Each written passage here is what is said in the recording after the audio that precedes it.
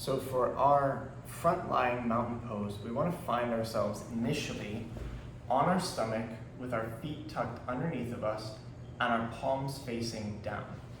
So this is what this is going to look like. On my stomach, feet tucked underneath of me, palms facing down. Now from here, I want to think about tucking my tail underneath of me the littlest bit, and that's going to help me with drawing in my navel as we go into the exercise. So, feet are about hip width apart. I tuck my tail underneath of me to engage my glutes. From here, I think about trying to reach my hands backwards so much that they start to come up off the ground. Now the other thing I want to think about as I'm in this position is making sure that my shoulders start to retract a little bit. That's going to help me with extending my spine. So if I just lift my hands, my spine starts to compress more. What I want to think about is lifting my neck, reaching my hands back, and starting to lessen the amount of curve that I have in that thoracic spine.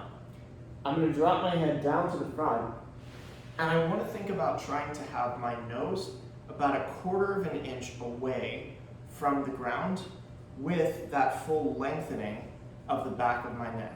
So this is what the position is going to look like, and then I'll kind of break it down bit by bit for you.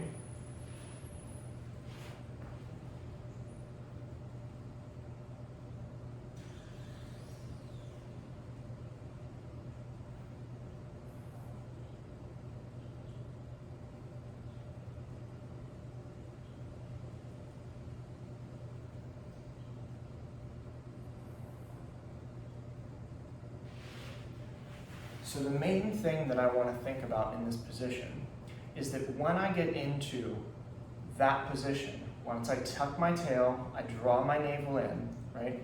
I lengthen my head by dropping my chin, and then I reach my arms backwards until they come up off the ground, making sure that I drop my shoulder blades down and ever so slightly in.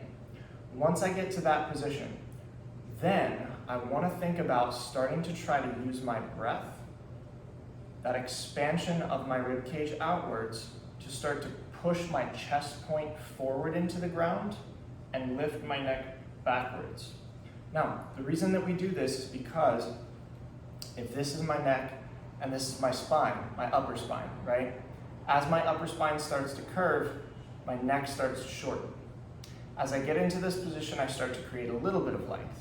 But if I really want to start to shift that curve of my spine, what I need to do is I need to actively start to push that just a littlest bit more down towards the ground, which is going to cause my neck to want to compress because it's normally used to being like this. So as I push this way, then once I get into this position where my chest is pushed down towards the ground a little bit more, that's when I think about tucking my chin and trying to lengthen my neck.